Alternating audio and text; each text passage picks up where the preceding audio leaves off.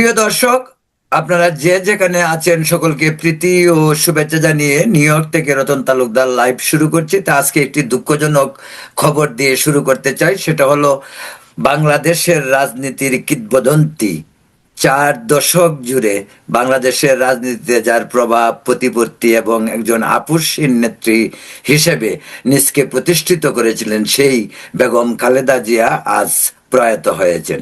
আমরা আজকের অনুষ্ঠানের শুরুতেই বেগম খালেদা জিয়ার বিদেহী আত্মার প্রতি শ্রদ্ধাঞ্জলি জানিয়ে এবং তার আত্মার শান্তি কামনা করে তার পরিবারের প্রতি সমবেদনা জানিয়ে আজকের অনুষ্ঠান আমরা শুরু করছি। তো আমাদের সঙ্গে রয়েছেন নিউ ইয়র্ক থেকে অতি পরিচিত মুখ, জাতীয় পার্টির অন্যতম একজন নেতা ছিলেন, খুব প্রভাবশালী ছাত্রনেতা একসময় ঢাকা বিশ্ববিদ্যালয়ের। সেই সাথে তিনি আবার একজন লেখক, প্রকাশিত গ্রন্থ বেশ অনেকগুলি, বিভিন্ন মানবাধিকার ইস্যু ভিত্তিক তিনি কাজ করেন এবং অত্যন্ত সরব কণ্ঠ, তাছাড়া খুব স্পষ্টভাষী। জসিমউদ্দিন ভাই, কেমন আছেন? আমি ভালো আছি, ইনশাল্লাহ। আপনি ভালো আছেন? বাস, এই তো। প্রিয় দর্শক, আমাদের সঙ্গে অন্য একজন রয়েছেন। উনি হয়তো আপনাদের পরিচিতই হবে, কারণ উনি বেশ কয়েকবার রতন তালুকদার লাইভে এসেছেন। তিনি ঢাকা বিশ্ববিদ্যালয় জগন্নাথ হল ছাত্র সংসদের সাবেক সাধারণ সম্পাদক এবং নিউ ইয়র্ক কমিউনিটিরও একজন সুপরিচিত অ্যাক্টিভিস্ট। এবং আরেকটি পরিচয় না দিলেই না হয়, যিনি বিভিন্ন ধর্মীয় কর্মকাণ্ডেও, বিশেষ করে হিন্দু ধর্মাবলম্বীদের বিভিন্ন কর্মকাণ্ডেও তিনি সক্রিয়ভাবে অংশগ্রহণ করে থাকেন, শ্যামল চক্রবর্তী। তো শ্যামল দা, নমস্কার, কেমন আছেন? নমস্কার। ভালো আছি। আপনার আমাকে অ্যাড করার জন্য অনেক ধন্যবাদ। আর বেগম খালেদা জিয়ার বিদেহী আত্মার প্রতি শ্রদ্ধা জানাই, তার সদ্গতি কামনা করি, পরিবারের প্রতি সমবেদনা, তার পার্টির লোকজনের কাছে সমবেদনা থাকলো। জসিম ভাই, খালেদা জিয়ার প্রয়াণে আপনার প্রতিক্রিয়াটা কি? বাংলাদেশের ইতিহাসের একটি বিশাল অংশে বেগম খালেদা জিয়া একজন আপসহীন নেত্রী, কমিটেড। দেশের মানুষ ওনাকে কখনো ভুলবে না। ওনার মৃত্যুতে আমি সমবেদনা জানাই। ওনার পরিবারের সদস্যদের প্রতি রইল সহানুভূতি। আজকের এই রাজনৈতিক টান পীড়নের মাঝে ওনার প্রয়োজনীয়তা ছিল অবিসম্ভাবী। যা হোক, আল্লাহ যখন ওনাকে এই বিশ্ব ব্রহ্মাণ্ড থেকে ওপারে নিয়ে গেছেন, আশা করি উনি জান্নাতবাসী হবেন। ওনার নেতৃত্ব, ওনার কর্মকাণ্ড এই ক্ষুদ্র পরিসরে হলেও সারা বাংলাদেশের মানুষ স্বর্ণাক্ষরে লিখে রাখবে। আমি সেই কামনা করি ওনাকে জান্নাতবাসী করবেন ইনশাল্লাহ। অনেক অনেক ধন্যবাদ। প্রিয় দর্শক, আপনারা দেখছেন রতন তালুকদার লাইভ, সঙ্গে রয়েছেন জসিমউদ্দিন এবং শ্যামল চক্রবর্তী। তা আমরা দেশের সর্বশেষ রাজনৈতিক পরিস্থিতি নিয়েই কথা বলতে চাই। আপনারা দুজনেই অত্যন্ত রাজনৈতিকভাবে সচেতন এবং বাংলাদেশের রাজনীতিতে আপনাদের অংশগ্রহণ ছিল একসময় খুব সরব। সেই হিসেবে রাজনৈতিক অভিজ্ঞতার আলোকে আজকে যে দেশের রাজনৈতিক পরিস্থিতি, আপনারা জানেন আগামী 12 এপ্রিল কথিত নির্বাচন।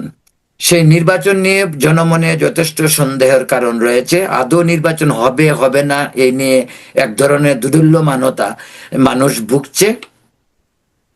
আবার নির্বাচনের কর্মকাণ্ড এগিয়ে চলছে। সেই প্রেক্ষিতে নির্বাচন সম্পর্কে কি মনে করেন, যে আদৌ কি নির্বাচন হবে? জসিমউদ্দিন। নির্বাচন পৃথিবীতে গণতান্ত্রিক প্রক্রিয়ার লাস্ট স্টেপ।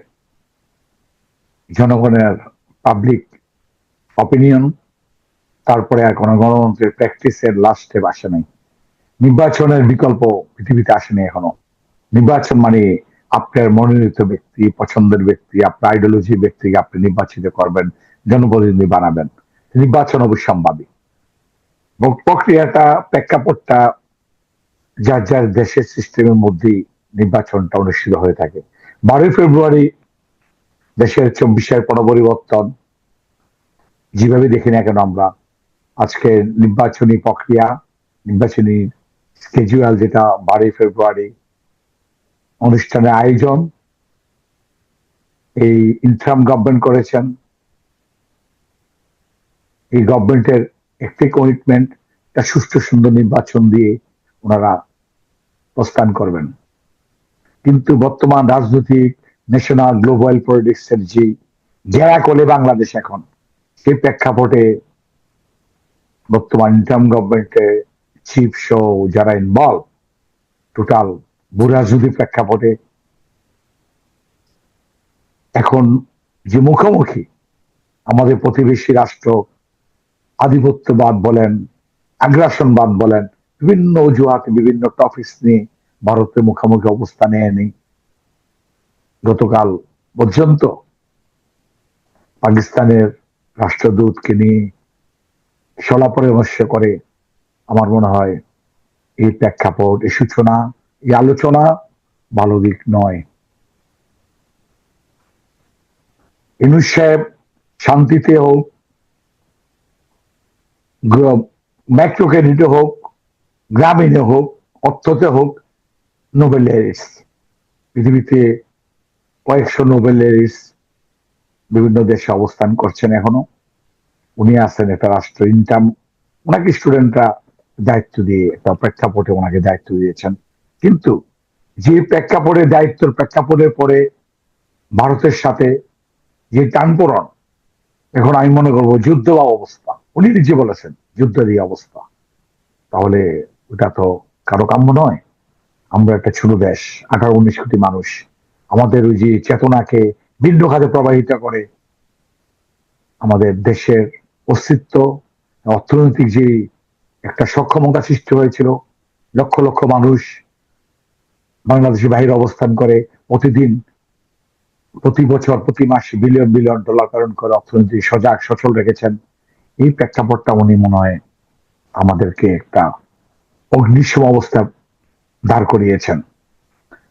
আমার একটা উপদেশ থাকবে, এই গ্লোবাল পলিটিক্সে এই অগ্নিশম অবস্থা থেকে বেরিয়ে এসে 12 ফেব্রুয়ারি ঘোষিত নির্বাচনটাকে প্রায়োরিটি দিয়ে উনি আগানো দরকার। কিন্তু এখানে বহুদলীয় গণতন্ত্রের মাঝে কোন দলকে মাইনাস করে নির্বাচন করাটা কতটুকু সমীচীন নাকি এটা উনি ভালো জানেন।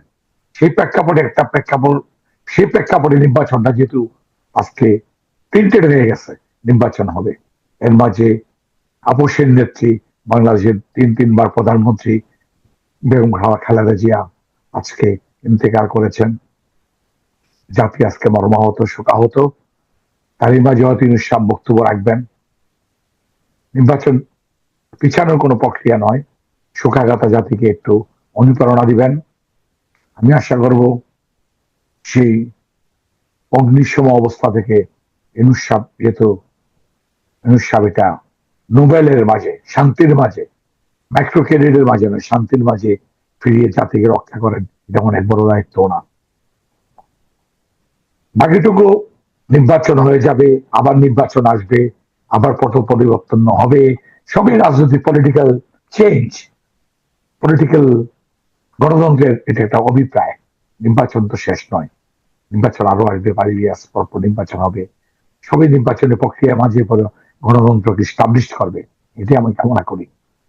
বাকিটুকু এখন টোটাল পরিস্থিতি প্রেক্ষাপট ডিপেন্ড করবে ওনার আচরণ, ওনার ওই যে ইন্ডিয়া পাকিস্তান ওপেনলি বলতে হয় যে কথাবার্তা, আলোচনা, প্রেক্ষাপট, সামরিক চুক্তি, এই চুক্তি আসলে তো কোন ইন্টারিম গভর্নমেন্টের কাজ না। এটা এটা গণতান্ত্রিক ব্যবস্থার মধ্যে পার্লামেন্টের কাজ। কার সাথে কি সমর চুক্তি করতে হবে, প্রতিরক্ষা চুক্তি করতে হবে, সব চুক্তি কিন্তু পার্লামেন্টের অনুমোদনবিহীন কোন চুক্তি, সব ভাইটাল চুক্তি, এগুলা কার্যকরিতা আসে না। উনি জানেন ভালো, কিন্তু করে ফেললে এগুলা দফি টিকবে না কিছুই, উনি একটু ভালো জানেন।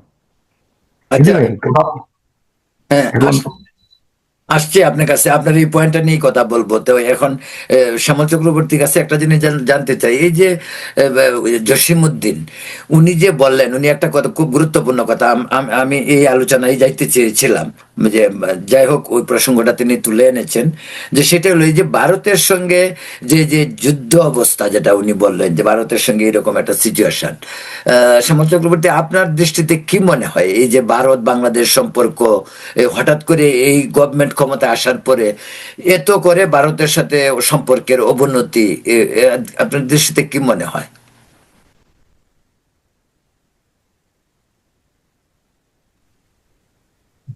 যুদ্ধ যুদ্ধ ভাব ইউনূস সাহেব সেই দেশে আসার পর থেকে শুরু করছেন। যুদ্ধ তো ইউনূস সাহেব করবেন না, যুদ্ধ তো করবে সেনাবাহিনী। সেনাবাহিনী কি কখনো এই সমস্ত কথাবার্তা বলে নাকি?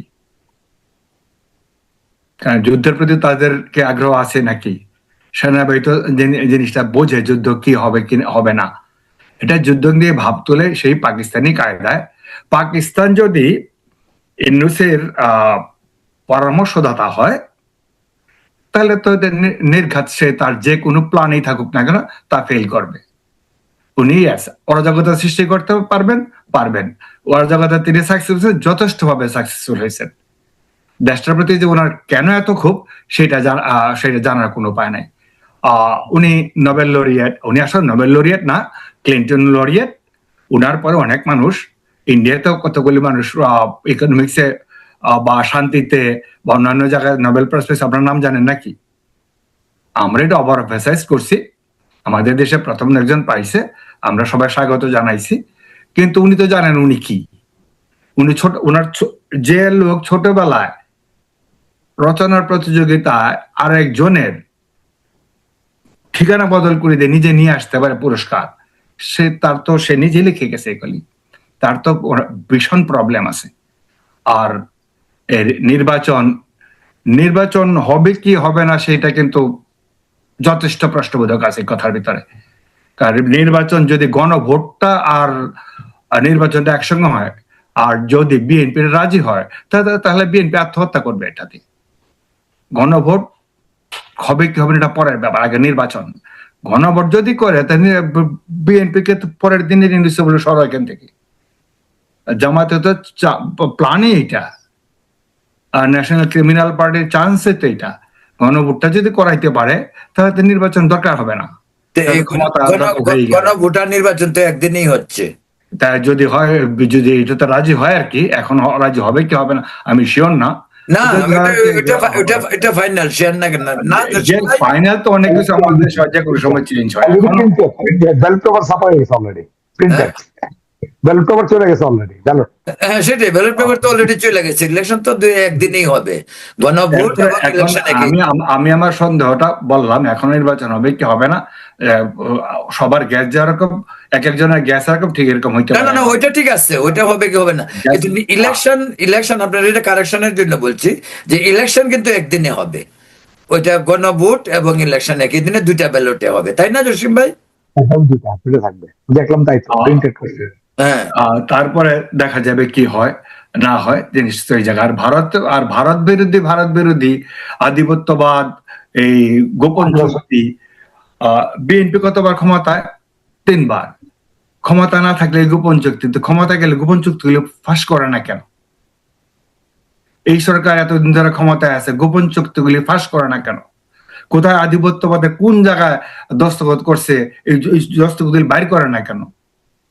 26 লক্ষ লোক এখনো চাকরি করতেছে বাংলাদেশে, ভারতীয়, এই লোকগুলিকে বাইর করে না কেন? এগুলি একটা ভারত বিরোধী ধোয়া তোলা। এটা এই দেশের মানুষের বহুদিন থেকে, অনেক দিনের অভ্যাস, 47 পর থেকে শুরু হয়েছে, কিন্তু কখনো সাকসেসফুল হয় না। কিছুদিন ধোয়া তুলে রাখতে পারে আর কি, তারপরে আবার সেই জায়গায় চলে যায়।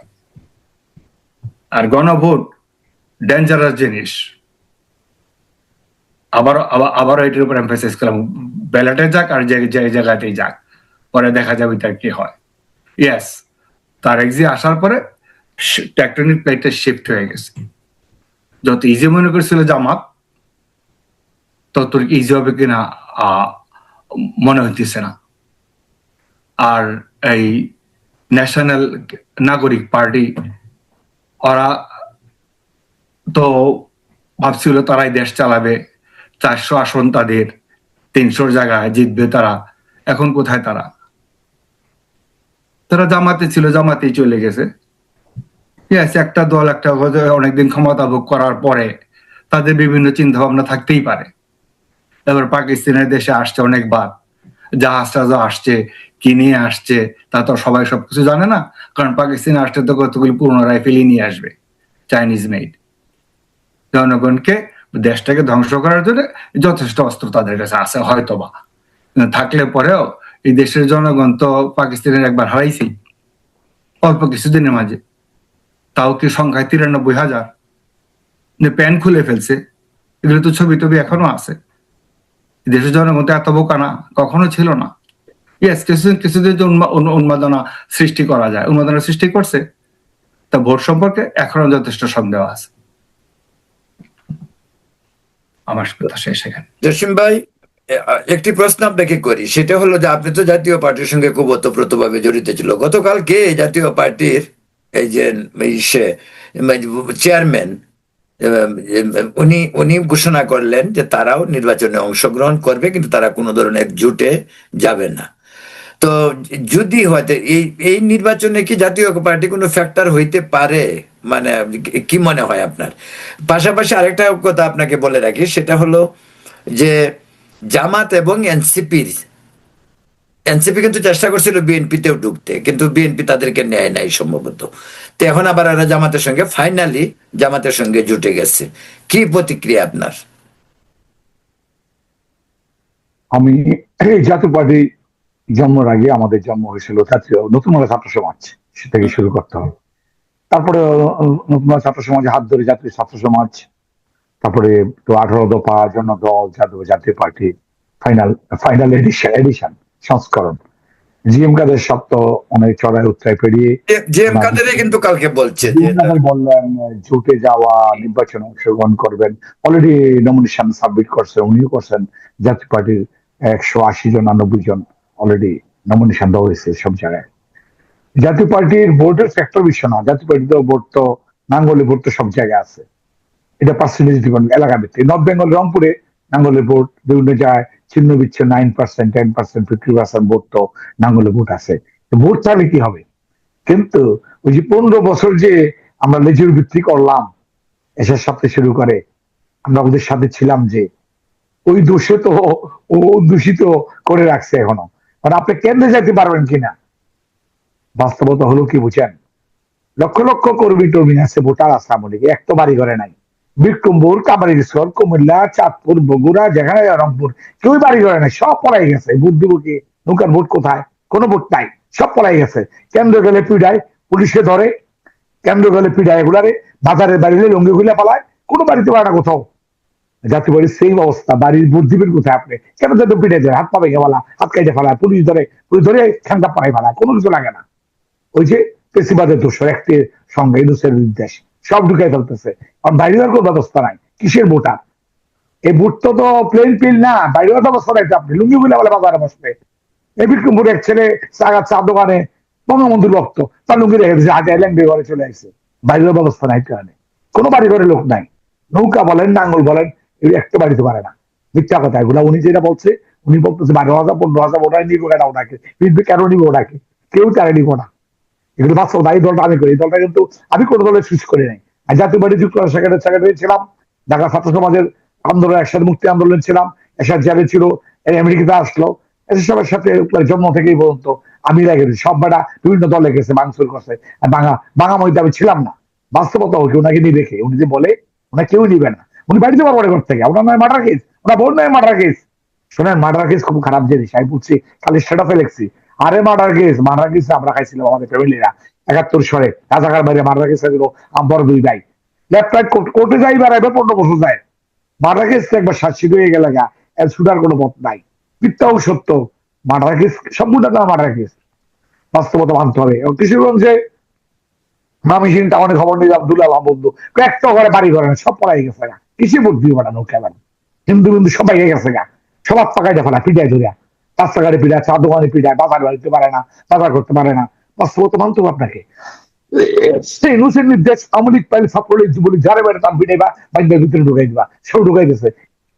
এটা কিসে ভোট নাকি? এটা কোনো প্লেন ফিল্ড বলতে কিছু নাই। নাঙ্গলে জিএম শামুগাছ কথা বলে তার নয় মার জানা জিএম কাটা মারা গেছে আসামি, পারবো আসামি, সবটি মারা গেছে আসামি, একটা বাড়িতে পারবো ঘর থেকে, কোনো নাঙ্গল টাঙ্গল কিছু নাই, সবাই গেছে ওই দিন দিয়ে ঈদের দিন না, ইলেকশনের দিন। বাস্তবতা বুঝতে হবে আপনাকে, এটা প্লেন ফিল্ড নাই, সে প্রেক্ষাপট নাই। ওই দেখে আঙুল দিয়ে যায়, ওই যে যায় প্রেসিডেন্ট আঙুল দিয়ে দেয়, দৌড়ে পালা পালা মত করে ফেলায়, এই ধর ধর ধর ধর পাওয়া মাত্র ভাই বিশ্বাস করেন কিছু বসে থাকে, মোড়ে মোড়ে ফেলা বসে থাকে, ধর মানুষের মোড়ে বিভিন্ন চিপা ছাড়ায়, ওই যে আপনাদের দুধের আশ্রম নাকি যে মানুষের ওখানে একদল বসে থাকে চা খায়, ধর পাওয়া মাত্র 20 জন ধরে নেয়, ধরে আটকে ফেলায়। এবার মারাত্মক জিনিস, কিন্তু মব বলে না, মব ধর করে ধর কিছু লাগে না, ধর করে 100 জন এক হয়ে যায়, ওরে মারতে মেরে ফেলায় ভাই। এই বিদ্যারে যুবলীগের হাত কাটে পাওয়া কাটে নিয়ে গেছে গা, ধর করে হয়, কোনো কিছু জিজ্ঞেস করে না। এটা ফেসিবাল বাস্তবতা মানতে হবে আপনাকে, কোনো ভোট নাই কারো। ধর করে মানুষের মতো হাইটে যাবেন না আপনি, ভদ্রলোক মানুষ, এই ধর এটা এটা যুবলীগ বিশাল নেতা, ধর ধর করে ভাই 100 লোক কোথাতে চলে আসে। ভেরি ব্যাড নির্দেশ। এই যে শফিক আছে ডাক্তার শফিক, সে কি বলছে জানেন? জেনোসাইড করে ফেলাইবো, লম্বা তো শুরু, ইলেকশন দিন জেনোসাইড করবে সে। হ্যাঁ ভোট যদি পাস না, হ্যাঁ ভোট পাস করে আগে পাস করে ফেলবো সিলমেরা, হ্যাঁ ভোট না ভোট সব হাই সিল মেরে দেবো, ঢুকাই দিব, ওই সব চেঞ্জ হয়ে যাবো সংবিধান সংবিধান। ইউনুসের ধান্দা বোঝে না কেউ এখনো। আমি 6 সাল থেকে ইউনুসকে চিনি, ওই সিল দিব হা ভোটে সব না, এটা বাস্তবতা মানতে হবে। আপনি ভোটের কথা বলেন না, সবাইকে গেছে, কেউ নাই যে ভাই, কিন্তু ওকে থ্যাংক ইউ। না এই প্রসঙ্গে শ্যামলদা, এই প্রসঙ্গে যে একটা একটা সার্বিক পরিস্থিতি বা একটা সিনারিওর কথা বললো জসিম ভাই, আপনার কি মনে হয়?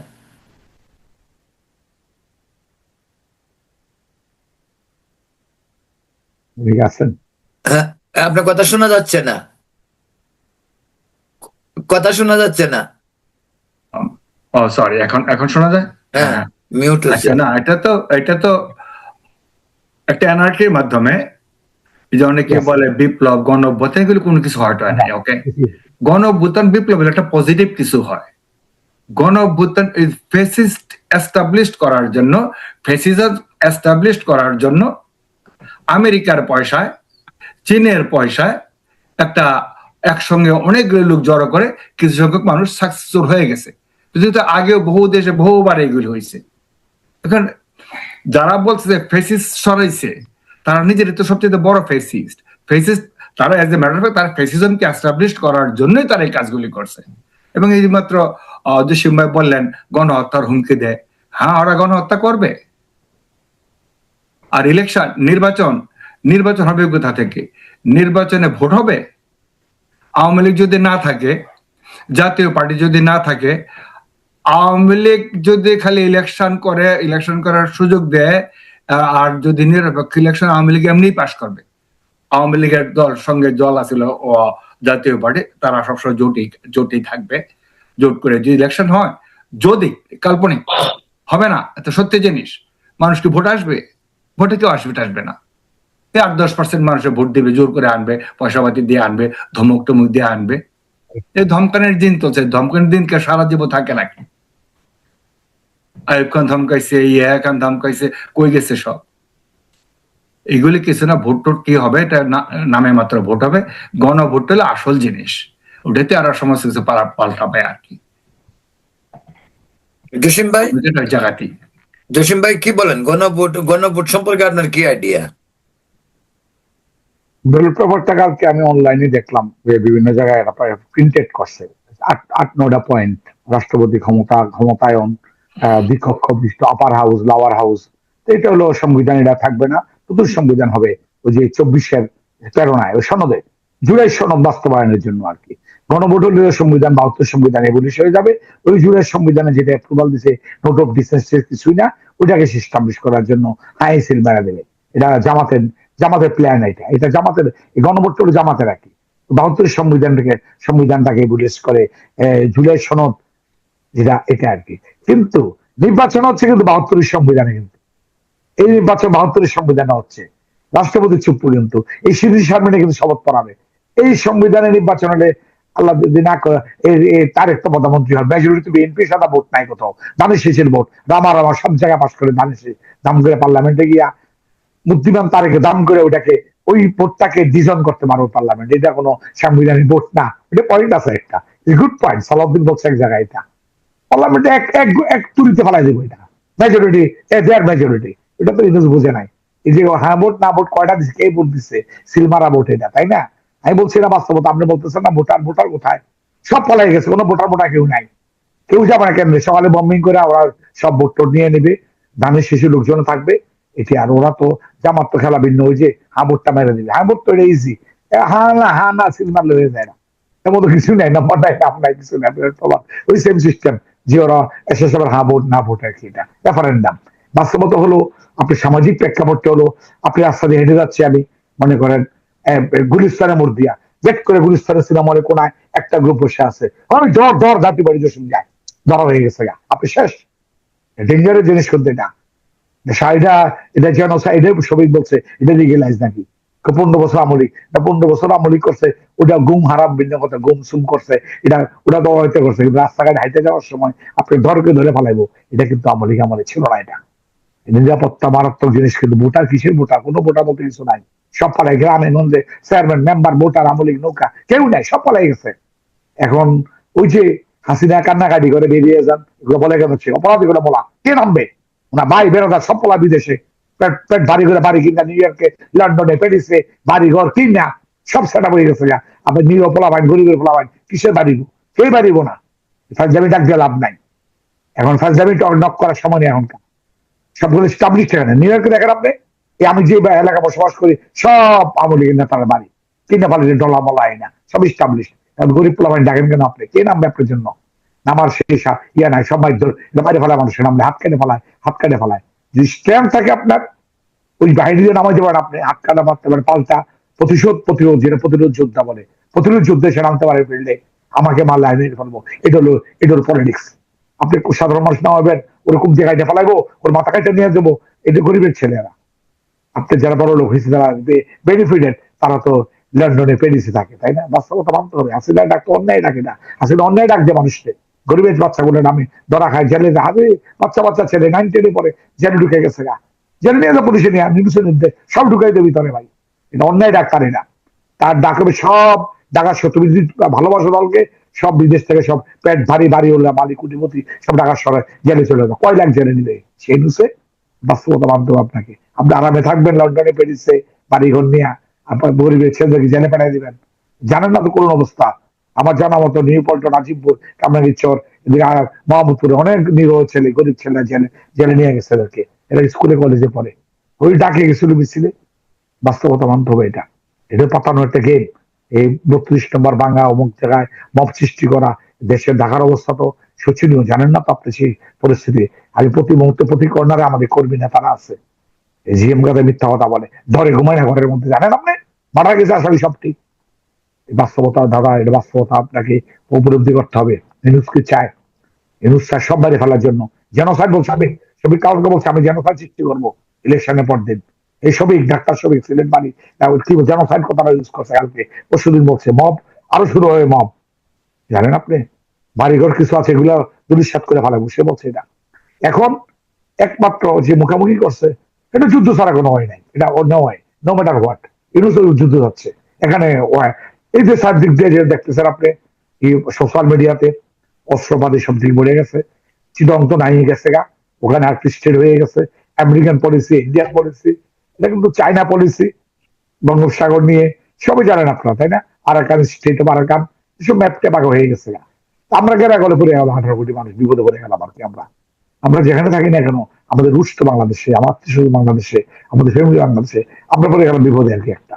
আচ্ছা হ্যাঁ, হ্যাঁ, ধরা যাক, ঠিক আপনি যেগুলি বলছেন যে ধরা যাক পরিস্থিতি আসলে বাস্তবে সিনারিওটাও তাই অ্যাকচুয়ালি বাংলাদেশে, কিন্তু এর থেকে পরিত্রাণ, যে প্রশ্নটা আমি শ্যামল চক্রবর্তীকে করতে চাই, যে এই যে জসিম ভাই একটা মানে সিনারিও আমাদেরকে দেখালো, যে সে থেকে পরিত্রাণটা কি, ইলেকশনে কি পরিত্রাণ, বা ইলেকশনে কি এমন হইতে পারে যে ইলেকশনে এমনও তো হইতে পারে বিএনপি ক্ষমতায় আসলো না, তখন কি হবে?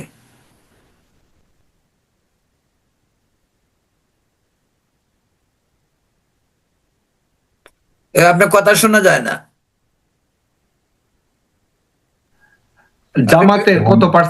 জামাতের কত পার্সেন্ট ভোট আছে? এখনো জামাতের ভোট তেমন কিছু নাই। একসঙ্গে বেশ, তারা একসঙ্গে তারা অনেক লোক একসঙ্গে বাইরে, 17 কোটির দেশে যে 25,000 মানুষ একসঙ্গে বাইরে, তা অনেক মানুষ মনে হয়, কিন্তু তাদের ভোট খুব একটা বাড়ে নাই, হয়তো বা কমছে জামাতের ভোট।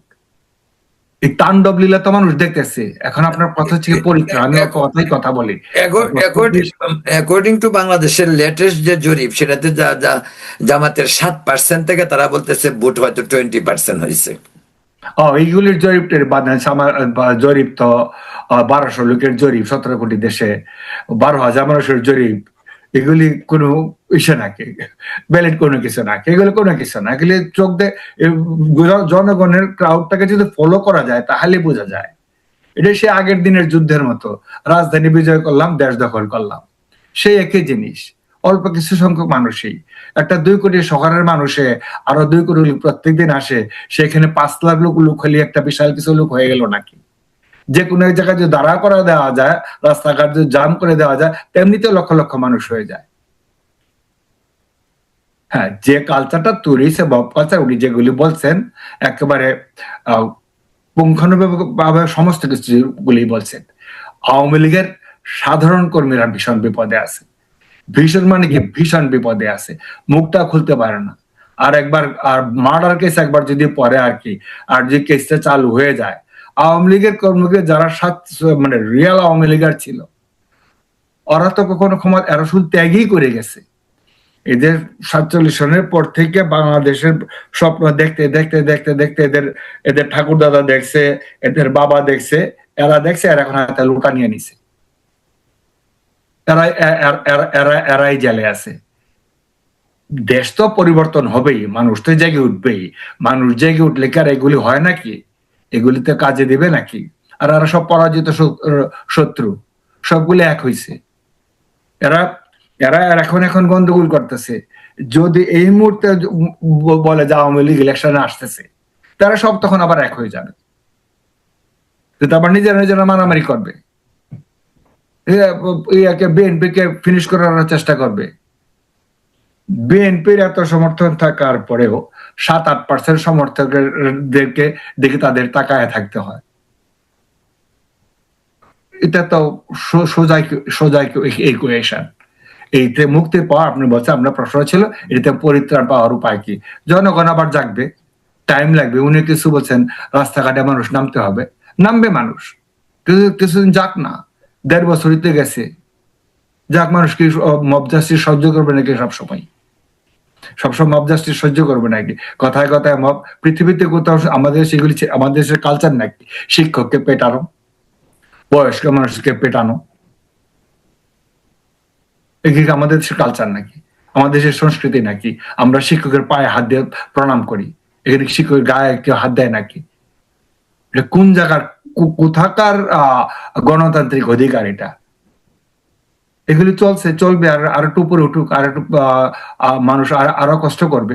এটাতে সেই ইকোনমি নষ্ট করে দিচ্ছে, টোটাল ইকোনমি। বাংলাদেশ ছিল একটা মডেল, দেখাইতো।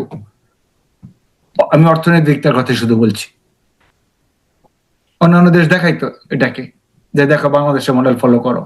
আচ্ছা, অন্য একটি প্রসঙ্গে যাই এখন, ঠিক আছে? যে জসিম ভাই, আপনি বলেন তো, এই যে ডক্টর ইউনূস, সে তো নোবেল বিজয়ী এবং নোবেল পাইছেন তিনি শান্তিতে, এবং মানুষটি সারা জীবন, তার জীবনকে যদি 3 ভাগে ভাগ করা হয়, তাহলে দেখা যাবে 2 ভাগেই সে দেশের বাইরে ছিল এবং সেই ওয়েস্টার্ন ওয়ার্ল্ডে ছিল।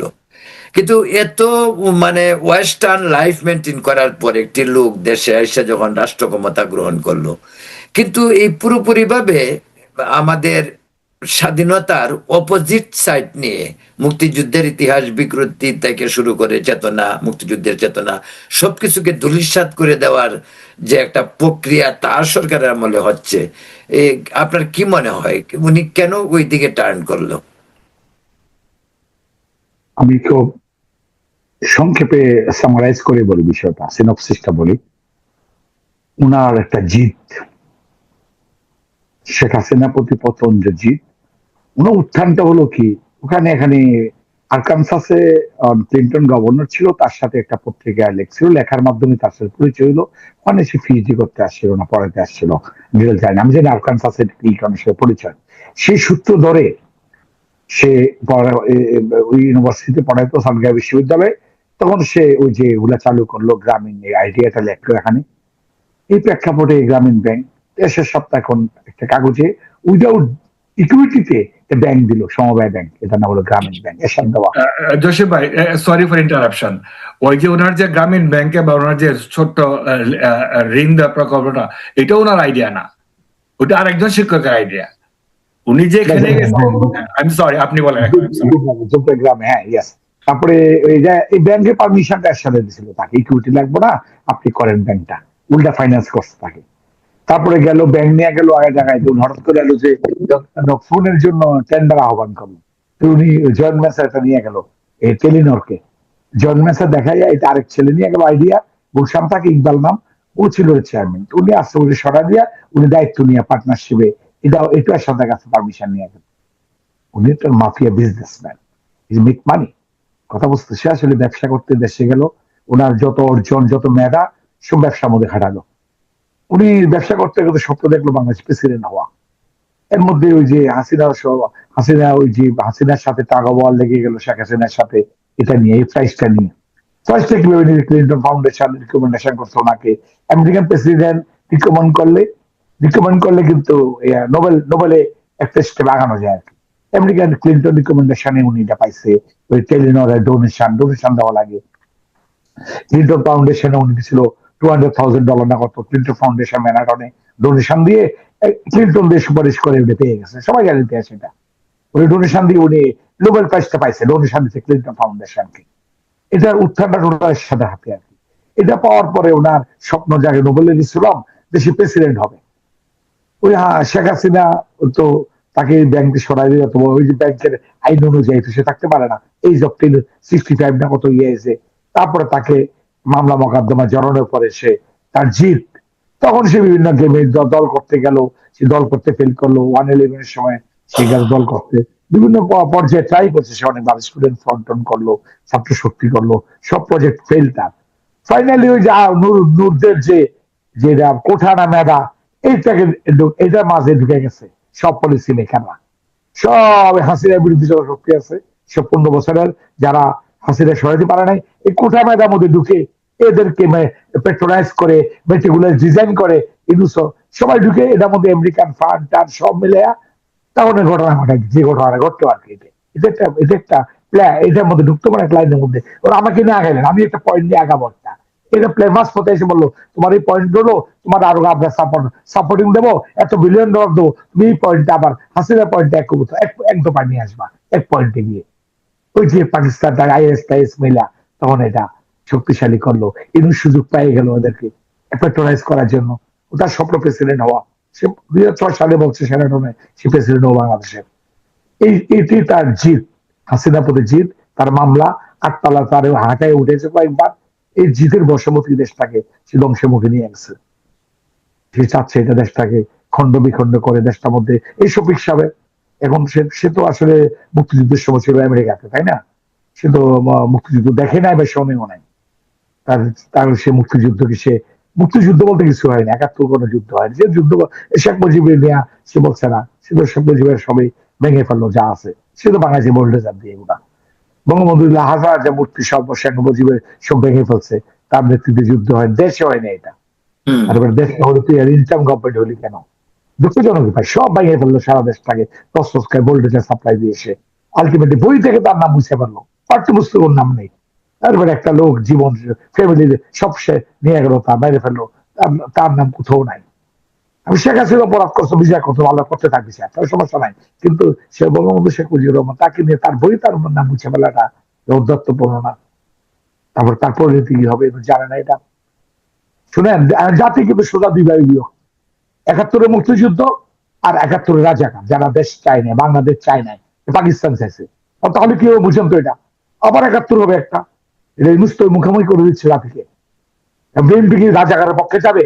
তারেক যাবে? তারেক রহমান প্রধানমন্ত্রী, সে 71-এর পর তার বাদ মুক্তিযুদ্ধ একজন ফ্রিডম ফাইটার, তার বাদ মুক্তিযুদ্ধের ঘোষক, তার বাপকে যা সেই ছেড়ে যাবে?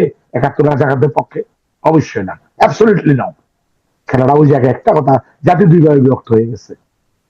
কত মারবে লোক, কত হাজার লোক মারবে? প্রতিরোধ এখন কিন্তু স্লোগান, জুটিকা মিছিল, জুটকা মিছিল এগুলো না, এখন তো প্রতিরোধ, প্রতিরোধ প্রতিশোধ। শেখ হাসিনা মূল দাম ওইটা। কিসের পর জুটিকা মিছিল করতে বলেন মানুষের যে একটা ছেলে আমি দিতে পারবো, একটা সন্তান, যার একটি সন্তান তার হাত কেটে ফেলা, মাথা বাড়ি মারে, তার পঙ্গু ঘুরে ফেলতেছে, হাজার হাজার পঙ্গু হয়ে গেছে, মানুষ জেলে গেছে। এগুলো অন্যায় ডাক দেওয়া, বলতো প্রতিরোধ আর প্রতিশোধ। এটা কি করতে ভালো জানে শেখ হাসিনা। হ্যাঁ, তো এখানে একটা কথা বলি, যে জসিম ভাই, হ্যাঁ, আপনি যেহেতু এই শেখ হাসিনার কথাটা বলছেন, হ্যাঁ, সেই শেখ হাসিনা কিন্তু গত পরশুদিন, অ্যাকচুয়ালি পরশুদিন কলকাতার একটা অনলাইন নিউজ দি ওয়ালের যে সাংবাদিক অমল সরকার, তাকে তিনি একটা ইন্টারভিউ দিয়েছেন। সেই ইন্টারভিউতে কিন্তু শেখ হাসিনা একটা কথা বলছে, সেটা হলো যে মানে আওয়ামী লীগের বিভিন্ন কর্মকাণ্ডের কারণে তিনি কিছুটা দুঃখ প্রকাশও করছেন এ করতে।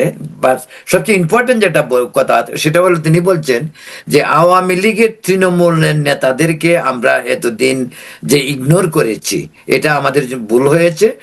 এখন আমরা পরবর্তী আওয়ামী লীগের যে নেতৃত্ব আসবে, সেই নেতৃত্বে তৃণমূলকে গুরুত্ব দিয়ে আওয়ামী লীগকে দাঁড় করানো যায় কিনা সেটা নিয়ে হয়তো ভাবতেছেন তিনি। কিন্তু আমার প্রশ্ন হলো যে আজকের যে সিচুয়েশন দেশে, এই সিচুয়েশনে আওয়ামী লীগকে দাঁড় করাতে হলে কি, এই যে এখন যে সিচুয়েশন, ইউনূস তো ধরেন ইলেকশন হয়ে গেল, বিএনপি ক্ষমতায় আসলো, কিন্তু পরবর্তীতে কি আপনি মনে করেন বিএনপি আওয়ামী লীগকে দাঁড়াতে দিবে? একটি রাজনৈতিক দল, সংগঠন, organisation, political ideological point of ভিউতে কেউ কাউকে দাঁড়াতে দিতে চায় না, দিবে না। তার সক্রিয়তা, তার বাস্তবতা, সে এগিয়ে যাবে। পলিটিক্স কারো জন্য থেমে থাকে না, জীবন তেমন থেমে থাকে না, পলিটিক্স আদর্শ থেমে থাকে না। কিন্তু মামলাগুলো লেফট রাইট করতে হবে। 15 বছরে যে বিএনপি গুলো আমার লেফট রাইট করছে, এই আওয়ামী লীগের ওই বদমাইশ গুলা 15 বছর কোর্টে ধরে তুই বারান্দা, এই 8 তলা উঠতে হবে, নামতে হবে 15 বছর। এই মার্ডার কেস গুলা, এগুলা বাঁচার উপায় নাই। লেফট রাইট করবে, দল দাঁড়াবে, দল তো থাকবে, দল কোথায় যাবে? রাজনীতি করবে, আওয়ামী লীগ করবে, যুবলীগ, ছাত্রলীগ, সবাই দল দল করবে। রাজনীতি আদর্শ, আদর্শ ছিল আদর্শ করবো না, সবাই সন্ত্রাস করা, সবাই চুরি করে নাই। কিন্তু এই চোরগুলো আছে না, এগুলো লেফট রাইট, মার্ডার কেসে লেফট রাইট করতে, এটা বাঁচার পথ নাই। মার্ডার কেস কোনো বাঁচার পথ নাই ভাই। আমি মার্ডার কেস আমরা কাছে আমরা জানি, আমাদের ফ্যামিলি মার্ডার কেস আপনাকে লেফট রাইট করতে হবে, করতে বারান্দায়, কোর্টের ভাবে করতে করতে 80 বছর বয়সের সবই বারান্দা করে দেবো। 70-80 বছর, এই 15 বছর সবগুলা নাই, আশি তো 15 বছর পরে নাই, এই লেফট রাইট করতে করতে। তার কেউ কোলে ঘুরে বসায় দেয়, ইন্ডিয়া কোলে ঘুরে বসায় না, মোদী তাকে বসায় নাই না, এটা মিথ্যা কথা। মোদী কারো বসায় না, ইন্ডিয়া কাউকে বসায় না ক্ষমতা। এবার ইতিহাস দেখেন চারদিকে, ইন্ডিয়া ওই যে বেটারা বসায় না, কারো বসায় না, কিন্তু কোলে ঘুরে বসায় দেয়, চেয়ারে দেয় না। আপনার চেয়ার আপনাকে বসতে হবে, হাসিনা ওই জায়গায় থাকতে হইব। হ্যাঁ, এটা কিন্তু আইনগত ব্যাপার, কিন্তু এটা বুঝতে হবে, তাকে কেউ কোলে করে বসায় দিব না। যুদ্ধ হবে দেশের মধ্যে, একটা 71 ভার্সেস পাকিস্তান, কিন্তু তার কোলে করে কেউ বসাইব না। আচ্ছা, নেতৃত্ব জসিম ভাই, হ্যাঁ, এই প্রসঙ্গে একটু আওয়ামী লীগ, উনি কিন্তু শ্যামল চক্রবর্তী নিজেও ছাত্রলীগ করেন, ছাত্রলীগের নেতা ছিলেন। তো আওয়ামী লীগকে এখন দাঁড়াতে হলে, এই যে শেখ হাসিনা যে কথাগুলি এখন বলতেছে, এতদিন কিন্তু কোনো কিছু বলে নাই। এই যে এখন বলছে যে তৃণমূলকে গুরুত্ব দেয়নি, এটা ভুল হয়েছে, ভুলটাও তিনি বলছেন। ওইটা যাই হোক, এটা উইদিন দলের ভিতরের ব্যাপার। তো এখন আওয়ামী লীগকে দাঁড়াতে হলে কতটুক মানে মানে স্ট্রাগল করতে হবে মনে করেন? আওয়ামী লীগকে সবসময় জনগণই দাঁড়া করাইছে, তৃণমূলই দাঁড়া করাইছে। তবে হ্যাঁ, এখন তৃণমূল আগের তৃণমূলের মতো হবে না। এখন তৃণমূল এই যে এই সমস্ত নেতাদেরকে পাত্তা দিবে না, একেবারে ঢুকতেই দিবে না, কোনো অবস্থাতেই না, একেবারেই না। নতুন নেতা তৈরি হয়ে অলরেডি তৈরি হয়ে আসতেছে, একেবারে ইয়াং নেতারা তৈরি হয়ে আসতেছে। এই যে 300 এমপি, বছর পর বছর এমপি, আর বিদেশে উনি বলেন বিদেশে বাড়ি গাড়ি কিনা, ওদেরকে তো ঢুকতেই দিবে না। এরপর অন্যান্যদের অবস্থা যে কি হবে, নিজের দলের লোকদেরকে ঢুকতে যদি না দেয়, অন্যান্যদের কি অবস্থা হবে? এখন বঙ্গবন্ধুও নাই, আর নেত্রী শেখ হাসিনার মতো এত বিশাল হৃদয়ের মানুষ তৈরি হবে না। এখন নেতারা বাস্তববাদী নেতা হবে। এখন নেতাদের হাতে সমস্ত ইনফরমেশন আছে, এক মুঠের ভিতরে সমস্ত ইনফরমেশন থাকে তাদের। তারা আমাদের থেকে আরো অনেক বেশি বোঝে। তারা এআই দিয়ে কাজ করে, যে আমরা যেটা বই খুঁজে খুঁজে বাই করতে বছর রিসার্চ করতে বছর পর বছর লাগতো, তাদের এটা লাগে না। তারা 10 মিনিটের মধ্যে বের করে ফেলে। আওয়ামী লীগ ওই নেতা দিয়ে তো হবে না, নতুন নেতাই তৈরি আসবে। আওয়ামী লীগ জিনিসটা তো এরকম, এটা জনগণের দল ছিল সবসময়। আওয়ামী লীগকে পারতো না এই এই এই এই মাপকে লাস্ট ইয়ার 5th আগস্ট ফিরাইতে অবশ্যই পারতো। আমি রক্তক্ষয় চায় নাই, ন্যাক্কারজনক ভাবে দেশ থেকে চলে গেছে, বিদায় নিছে শুধু ক্ষয় এড়ানোর জন্য। না, এটা জনগণ আবার দাঁড়াবে আওয়ামী লীগকে, আবার আওয়ামী লীগের তৃণমূল নেতারাই দাঁড়া করবে, এই একদম গ্রামের গঞ্জের নেতাগুলি দাঁড়াবে। এরা অনেক করছে, এরা একই জিনিস বলবে, আমার বাবা করছে, আমার দাদা করছে, এই দেশ স্বাধীন করছি, এই দেশে মানুষের কিছু জীবন্ত সুখ দিয়েছি, এই দেশে এত কিছু করছি, এই দেশে এত ইন্ডাস্ট্রি হয়েছে, এই দেশে মানুষ এত বিদেশে গেছে, যে নুস নোবেল পুরস্কার পাইছে এই বাংলাদেশ নাহলে সেই নোবেল পুরস্কার পাইতো না, যে নুস ব্যাংক প্রতিষ্ঠা করছে 400 কোটি টাকা নেত্রী হাসিনা দিচ্ছেন, ওইগুলো উনি নিজেও তৈরি করতে পারতেন না। উনি ওনার পারম্পরিক ব্যবসাতে লেগে থাকতেন, পাড়াপড়শির সোনা রেখে টাকা দেওয়া, এটা ওনাদের পারম্পরিক ব্যবসা। আমি আগে বলছিলাম ওই টিচারের আইডিয়া তাছাড়া ওইগুলো নিজে উনি দেখে আসছে ছোটবেলা থেকে। সোনা দিয়ে যাইতো, হাড়ি করে দিয়ে যেত, কিছু টাকা নিয়ে যেত, ওনার এগুলি করতে হইতো।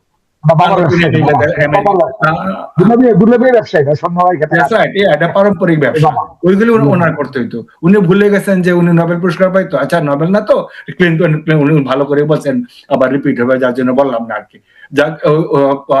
ওনার একটা জায়গায় গেছেন, আছেন, তারপরে কি হবে জনগণের উপর সমস্ত কিছু। আর বাংলাদেশের জনগণের কথা বারবারই রিপিট হয়, বাংলাদেশের জনগণ কোনো কিছু সহজ ছেড়ে দেয় না। ইয়াস কিছু সাফার করছে, করুক, এটা হয়তো প্রাপ্য ছিল, জানি না কি ছিল। আসবে আওয়ামী লীগ, জনগণের মাধ্যমে আসবে, তৃণমূল নেতা দিয়ে আসবে, আর এই সমস্ত বাতিল নেতাকে তো বাদ করতেই হবে। চাইলেও বাদ করতে হবে, না চাইলেও জনগণ আওয়ামী লীগ তৃণমূলের নেতারা ঢুকতে দিবেই না, কোনো অবস্থাতেই না।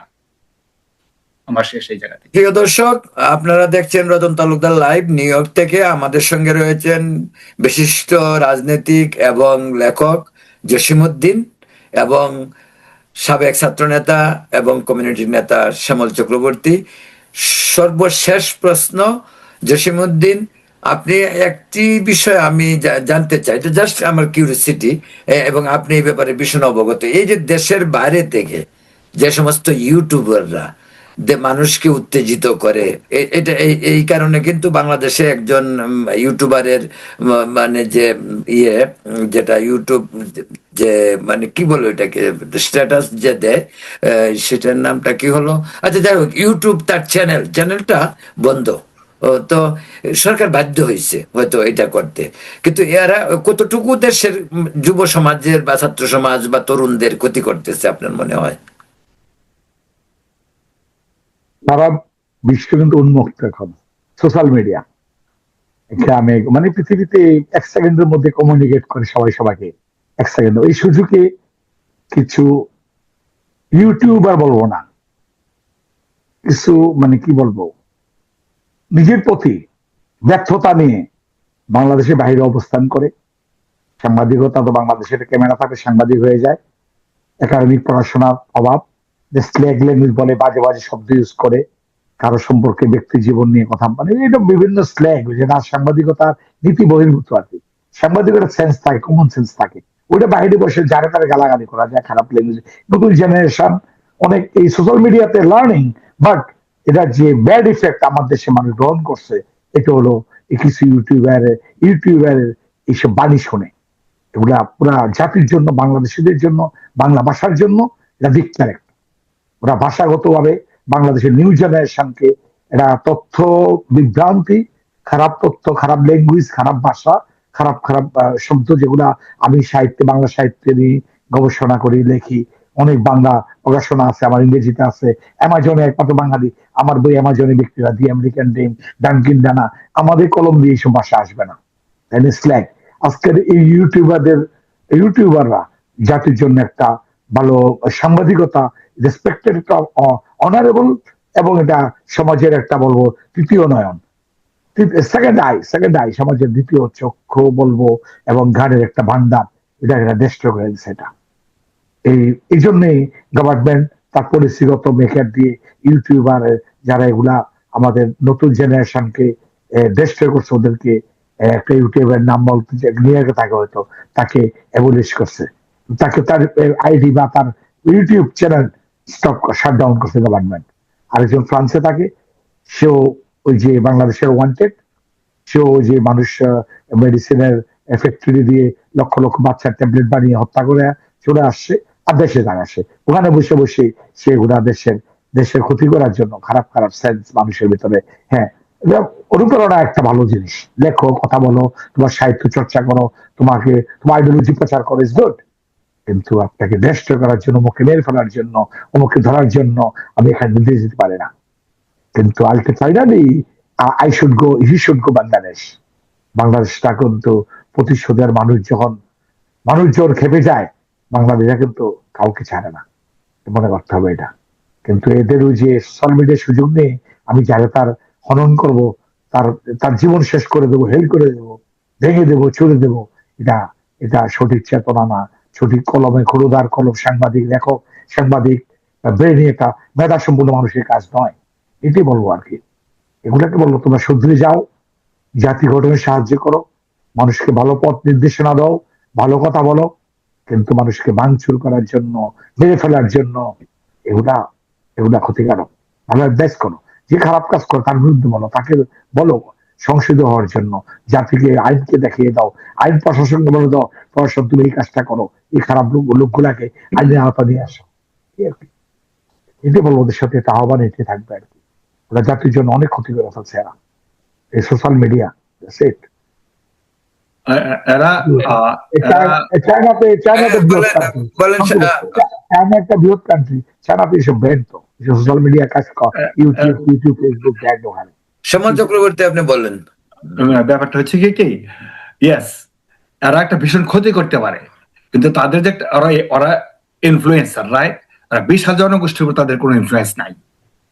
ইয়েস, কিছু উন্মাদদেরকে ইনফ্লুয়েন্স করতে পারে, সারা রাত বড় যাদের কাজ হচ্ছে গিয়ে এই শুধু ফোনের উপর বসে থাকা, এদেরকে একটা অঘটন ঘটায় ফেলতে পারে। এটাও সাময়িক, এটা আমরা ঝেলছি, এটা আমাদের দেশের সর্বনাশ হয়েছে। এই সর্বনাশ তারা করতে পারবে, যে বিশাল আকারে যে ইনফ্লুয়েন্স কিছুদিন মাঝে এই এখনই আস্তে আস্তে ঘুম ভেঙে যেতেছে মানুষের। একটা তো এখানে নিউ ইয়র্ক থেকে দৌড়ায় পালাইতেছে, ওরা তো শুধু এইগুলো না, ওরা তো আরো অন্যান্য বিভিন্ন অপকর্মের সঙ্গে ওরা জড়িত থাকে। ওরা হচ্ছে একটা গ্যাং, এরা পরিবার সহ একটা গ্যাং, এরা স্বামী স্ত্রী, বনি অ্যান্ড ক্লাইড, স্বামী স্ত্রী একসঙ্গে কাজ করে। এরা এদের কাজই হচ্ছে এইটা, অকথ্য কুকথ্য কথাবার্তা বলা, এইগুলি। এটা কতজন মানুষের, এদের এক একজনের কতজন সাবস্ক্রাইবার আছে? 5 মিলিয়ন। আমাদের দেশে কত শতাংশ লোক? সবাই প্রত্যেকদিন দেখে না, তবে যথেষ্ট লোক দেখে দেশে উচ্ছৃঙ্খলতা সৃষ্টি করার জন্য। এটা আবার সত্যি, এতে কোনো ভুল নাই। সর্বনাশ করার জন্য যথেষ্ট লোক দেখে। জসিমউদ্দিন, আপনাকে অনেক অনেক ধন্যবাদ। শ্যামল চক্রবর্তী, আপনাকে ধন্যবাদ। প্রিয় দর্শক, আজ এই পর্যন্তই। আমরা আগামীকাল অন্য কোনো গ্যাস নিয়ে আপনাদের সামনে আবার হাজির হবে। এই পর্যন্ত ভালো থাকুন, সুস্থ থাকুন এবং নিরাপদ থাকুন। আপনাকে ধন্যবাদ। Thank you. ধন্যবাদ।